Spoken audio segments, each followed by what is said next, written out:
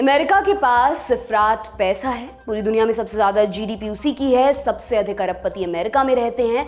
उसका सालाना बजट तक कई देशों की जीडीपी से ज़्यादा है। और तो और अमेरिका जितना पैसा खुली और सीक्रेट मदद के तौर पर बांट देता है, उतने में कई देशों का कई बरसों का खर्चा चल जाए। उससे मदद पाने वालों में पाकिस्तान, इराक, इथियोपिया, मिस्र जैसे देश हैं। इन देशों को चलायमान बने रहने के लिए इस तरह की मदद की ज़रूरत बहुत ज़्यादा होती है। हालांकि कई बार इन पैसों का इस्तेमाल लोकतंत्र को ठेंगा दिखाने में भी हुआ है। इसको लेकर अमेरिका की आलोचना भी होती है। अंतर्राष्ट्रीय राजनीति के जानकार मानते हैं कि उनकी वर्चस्व बनाने की प्रक्रिया का हिस्सा है। फिर आती है एक नेता, वो इस धारणा को पलट कर रख देती है। वो नेता यूएन में अमेरिका की राजदूत रह चुकी है। उसका एक कनेक्शन भारत से भी है और वो 2024 के राष्ट्रपति चुनाव के लिए अपनी दावेदारी पेश कर रही है। वो कहती है, कमजोर अमेरिका बुरे लोगों को पैसे भेजता है, मजबूत अमेरिका दुनिया का एटीएम नहीं बनेगा। अगर मैं राष्ट्रपति बनी तो विदेश नीति को बदल दूंगी। हमारे पास दुश्मन देशों को दी जाने वाली मदद को रोकने की पूरी योजना है। और इस नेता का नाम है निकी हेली। भारतीय मूल की निकी हेली रिपब्लिकन पार्टी की तरफ से राष्ट्रपति चुनाव लड़ना चाहती हैं। पार्टी के प्राइमरी इलेक्शन में उनका मुकाबला पूर्व राष्ट्रपति डोनाल्ड ट्रंप और फ्लोरिडा के गवर्नर रॉन डी सेंटिस से है। उनका जीतना बेहद मुश्किल है, फिर भी उन्होंने अमेरिका की पैसा बांटो वर्चस्व बढ़ाओ योजना को बहस के केंद्र में तो ला ही दिया है।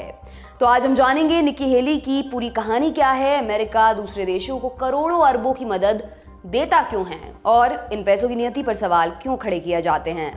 नमस्कार, मेरा नाम दिव्यांशी सुमराव है। आप देखना शुरू कर चुके हैं लल्लन टॉप का अंतर्राष्ट्रीय प्रसंगों से जुड़ा रोजाना का कार्यक्रम दुनियादारी। और आज कहानी निकी हेली और उनके प्रेसिडेंशियल कैंपेन की। सबसे पहले इतिहास समझते हैं। साल 1969 की ये बात है। पंजाब से एक जोड़ा अमेरिका के साउथ कैरोलिना पहुंचा। उनके नाम थे अजीत और राज रंधावा। अजीत को एक कॉलेज में प्रोफेसर की नौकरी मिली थी, जबकि राज स्कूल में टीचर बनी। सेटल होने के बाद उन्होंने परिवार शुरू करने का फैसला किया। 1972 में रंधावा दंपत्ति के घर एक बच्ची पैदा हुई। उन्होंने उसका नाम रखा निम्रत, निक्की रंधावा। हालांकि उनका मिडिल नेम ज्यादा चर्चा में रहा। लोग उन्हें निक्की के नाम से पहचानते थे। ये आगे चलकर उनके लिए परेशानी का सबब बना। दरअसल साल 2018 में सोशल मीडिया पर चर्चा चली कि उन्होंने व्हाइट अमेरिका में आगे बढ़ने के लिए अपना असली नाम छिपाया। उस समय उन्हें सफाई देनी पड़ी थी। उन्हें ट्वीट कर ये बताना पड़ा कि बर्थ सर्टिफिकेट पर मेरा नाम निकी है, मैंने माइकल हेली से शादी की है, बचपन में मेरा नाम निम्रत कौर रंधावा था। निकी की पूरी पढ़ाई लिखाई साउथ कैरोलिना में ही हुई। तब तक उनके घर वालों ने कपड़ों का बिजनेस शुरू कर लिया था और ये बिजनेस चल भी निकला। निकी पढ़ाई के साथ साथ फैमिली बिजनेस में भी हाथ बटाती थीं। 1996 में उन्होंने माइकल हेली से शादी कर ली। शादी के बाद निम्रत निकी रंधावा ने निकी हेली नाम अपना लिया। माइकल बाद में नेशनल गार्ड का हिस्सा बने और अमेरिका की तरफ से लड़ने के लिए अफगानिस्तान भी गए। 2004 में निकी हेली पहली बार अमेरिका के निचले सदन हाउस ऑफ रिप्रेजेंटेटिव्स की मेंबर बनी। वो लगातार 3 बरस तक सदन में दाखिल हुई। फिर 2010 में उन्होंने साउथ कैरोलिना के गवर्नर का चुनाव जीता। 2014 में वो दूसरी बार गवर्नर बनी। 2016 में उनका नाम अमेरिका की नेशनल पॉलिटिक्स में चर्चा में आया। उस बरस राष्ट्रपति चुनाव होने वाले थे। अमेरिका की पॉलिटिक्स में 2 पार्टियों का दबदबा है, हाथी के निशान वाली रिपब्लिकन और गधे के निशान वाली डेमोक्रेटिक पार्टी।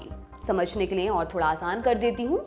डोनाल्ड ट्रंप वाली पार्टी का नाम रिपब्लिकन है, जबकि जो बाइडेन डेमोक्रेटिक पार्टी से हैं। इन पार्टियों में बहुत सारे नेता राष्ट्रपति बनने की मंशा रखते हैं। सबको फेयर मौका मिले, इसके लिए पार्टी के अंदर चुनाव कराए जाते हैं। इन्हें प्राइमरी कहा जाता है।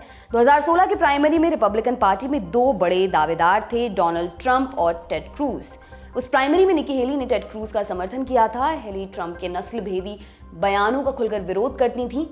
इसके बाद ट्रंप ने पहले प्राइमरी जीता और फिर राष्ट्रपति चुनाव भी अपने नाम कर लिया। चुनाव से पहले के विरोध के बावजूद ट्रंप ने हेली को अपनी टीम में जगह दी। हेली को यूएन में अमेरिका का राजदूत नियुक्त किया गया। वो इस पर अक्टूबर 2018 तक रहीं। कुछ समय तक वो एविएशन कंपनी बोइंग के बोर्ड ऑफ डायरेक्टर्स का हिस्सा रहीं। फिर वो पॉलिटिक्स में वापस लौटी। रिपब्लिकन पार्टी में होने के बावजूद उन्होंने कोरोना की अराजकता और कैपिटल हिल दंगों पर ट्रंप को लताड़ा था। इसको लेकर ट्रंप समर्थक उनसे नाराज भी हुए थे। 2 बरस बाद निकी हेली फिर से चर्चा में क्यों है, इस पर बात करते हैं। दरअसल 14 फरवरी 2023 को उन्होंने राष्ट्रपति पद के लिए अपनी दावेदारी पेश की। उन्होंने रिपब्लिकन पार्टी के प्राइमरी इलेक्शन के लिए अपना नाम रजिस्टर करवाया है। उनका मुख्य मुकाबला डोनाल्ड ट्रंप और रॉन डी सेंटिस से है। ट्रंप ने नवंबर 2022 में अपनी दावेदारी पेश कर दी थी। डिसेंटिस ने अभी रजिस्टर तो नहीं किया, लेकिन उनका प्राइमरी लड़ना तय माना जा रहा है। एक सर्वे के मुताबिक ट्रंप को रिपब्लिकन पार्टी के 54 और डिसेंटिस को 24% वोटर्स का समर्थन हासिल है। यह आंकड़ा हेली की राह को मुश्किल करने वाला है। रिपब्लिकन पार्टी के इतिहास में कभी किसी महिला कैंडिडेट ने प्रेसिडेंशियल प्राइमरी नहीं जीती है। ये पार्टी रूढ़िवादी, कट्टर, दक्षिणपंथी और श्वेत नस्ल की समर्थक मानी जाती है। निकी हेली महिला हैं, एशियाई नस्ल की हैं और वो अश्वेत भी हैं।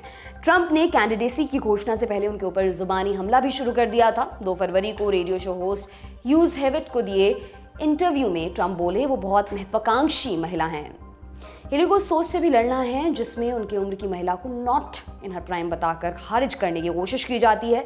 17 फरवरी को CNN के एक एंकर ने कहा कि हेली 51 की हो चुकी हैं और कोई महिला 30 से 50 की उम्र में ही काम की होती है। इसको लेकर CNN की खूब आलोचना हो रही है। हेली ने एक ट्वीट में CNN के पुरुष एंकर्स पर तंज कसा।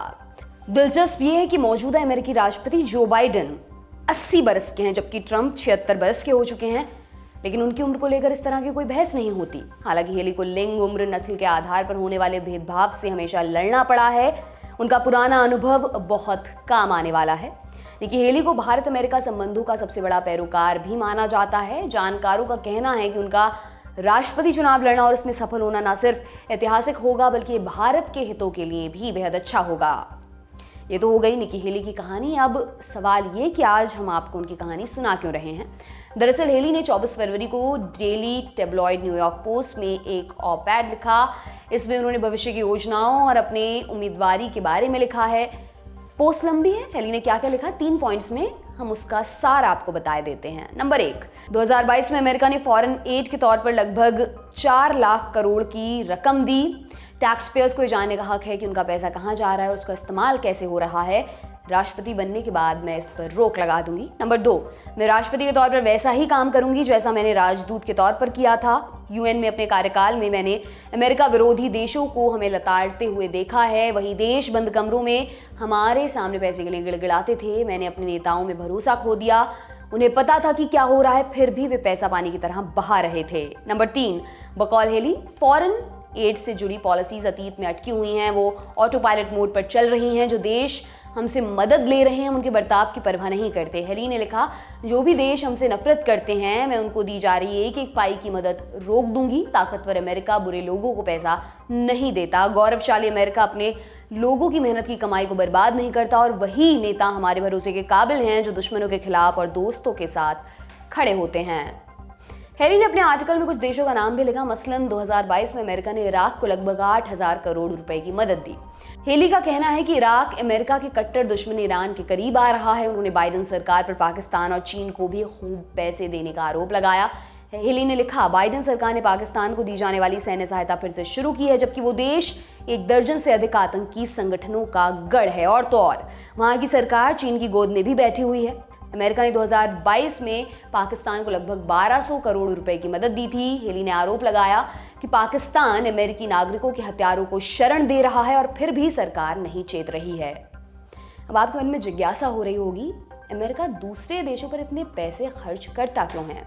इसका जवाब हम आपको बताएं उससे पहले ब्रीफ इंट्रो। फॉरेन एड या विदेशी मदद है क्या? ये एक देश की तरफ से किसी दूसरे ज़रूरतमंद देश को दी जाने वाली सहायता होती है। ये सहायता धन, हथियार, मानव संसाधन या किसी दूसरी वस्तु के तौर पर हो सकती है। एक उदाहरण से इसको समझते हैं। सीरिया और तुर्की में भूकंप के बाद भारत और दूसरे देशों ने दवाइयाँ, कपड़े, खाने पीने की चीज़ें और रेस्क्यू टीमें भेजी। इन सबको फॉरेन एड की श्रेणी में रखा जाएगा। ये तो हो गई आपात स्थिति। नॉर्मल कंडीशन में भी शिक्षा, सुरक्षा, अर्थव्यवस्था आदि को बेहतर करने के लिए देश एक दूसरे की मदद करते रहते हैं। अमेरिका इस तरह की मदद देने वाला सबसे बड़ा देश है। फॉरेन एड को मुख्य तौर पर 4 कैटेगरीज में बांटा गया है। नंबर 1, मानवीय मदद। इसमें वॉर या किसी प्राकृतिक आपदा से जूझ रही जनता को दी जाने वाली सहायता शामिल है। Number 2, development aid. इसमें किसी देश या समुदाय की अर्थव्यवस्था के विकास के लिए दी जाने वाली मदद शामिल है। नंबर 3, सैन्य सहायता।